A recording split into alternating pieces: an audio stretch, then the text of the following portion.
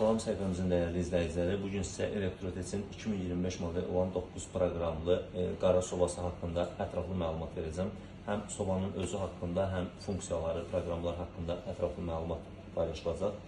Bizim sobamız 2025 model soba 9 proqramlı, 72 litrajlı, içi full teflon tavalarla və özü teflondan hazırlanmış sobadır. 72 litraj və 6 pilləli sobadır. Qapı pülsosla özü bağlanır və qapının üst şüşəsi rahat şəkildə çıxardıb şüşəni yuyub təmizləyib yenidən yerinə taxa bilərsiniz.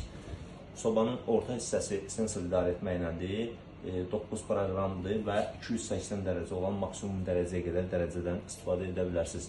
Proqramın funksiyaları isə birinci funksiyamızda, burada proqramın 9 proqram birincisində sadəcə işığı yandırmaq üçün istifadə olunur və işıq 3 işıqdan ibarətdir, sobamızda 3 işıqlıdır.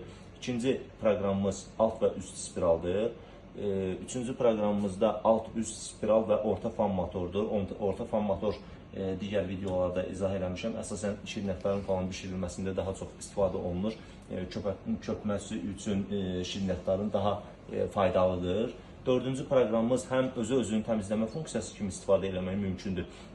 Sobaların özünü təmizləməsi, özünü yuması kimi də adlanılır, onun üçün istifadə olunur. Həm də eyni zamanda sadəcə alt spiral kimi də istifadə etmək mümkündür. Aşağıda gördüyümüz proqramda isə bu proqram sırf ızqara üçün istifadə olunur. Burada yəni ızqaranın üzərində yuxarıdakı spirallar iki çeşidə bölünür. Üst spirallar biri sadəcə qıraqda olan spirallardır, o alt üst spirallarda istifadə olunur. Izqara spiralı isə sadəcə ortada olan dalğalı spiraldır. Bunu ızqara proqramında qoyduqda, ızqara proqramında həmin sadəcə o dalğalı spiral istifadə olunacaq. Digər proqramımız grill proqramıdır, yəni toyuq çevirmə deyək daha doğrusu. Burada grill aparatı qoşulduqdan sonra, toyuq qoyulduqdan sonra bu həmin proqramı seçsə, toyuq çevirmə ilə toyuq orada özü çevrilərək bişirə bilərsiniz. Digər proqramlar isə burada fan motordur. Onun üzərində sadəcə fan motorunun özünün işləməsidir. Üzərindəki alt spiral və fan motorunun işləməsidir. Ən sonuncu proqramımız isə fan motorunun turbo rejimdə işləməsi rejimidir.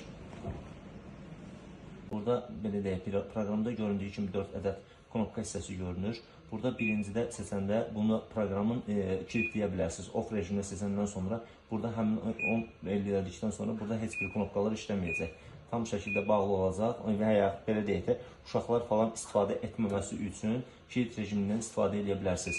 Daha sonra bunu lazım olanda aça bilir, off plus və minusla burada da on və off eləyə bilirsiniz. Sonra ikinci bir sistem burada saat rejimidir. Ümumi sobanın saatıdır, günlük saatı qoşa bilərsiniz. Saat burada da saat dəqiqələri göstərsin.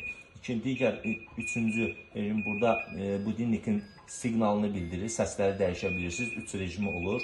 Və ən sonuncuda burada ekranın işığının dərəcəsini artırıb azalda bilirik. Ən maksimum 3-dür və 1-də də getdikcə zəifləyir. Aşağıda o gördüyündən bu digər funksiyadan buradan istifadə edərkən dəqiqə gəlir və bu dəqiqədən də pişirəcəyiniz şirniyyat olsun, yeməklər olsun, onların dəqiqəsini ayarlamaq üçün buradan istifadə edə bilirsiniz. Və həmin o dəqiqə tamamlandıqda özü buradan dəqiqələr sona doğru saniyələr başlayacaq getməyə və sona çatdıqda özü siqnal verərək proqramı tam söndürəcək. Digər bir sistem isə burada budilnik işarəsidir. Budilnikdə yenə eyni ilə həmin plus minusla artırıb dəqiqəni qoşa bilirsiniz. Qoşduğunuz dəqiqənin müddəti çatdıqda həmin o soba sizə məlumat olaraq siqnal verəcək və siz yaxınlaşıb artıq orada siz özünüz proqramları, həm dərəcəni, həm proqramı söndürməlisiniz. Bu digərlərindən fərqli, o digərindən olan fərqli funksiyası budur. Birincidə dəqiqəni qoşursunuz, proqram özü avtomatik söndürür, amma ikincidə budilnik sadəcə xəbərdarlıq məlumat verir, yaxınlaşıb siz özünüz söndürməlisiniz. Bu qədər sadə.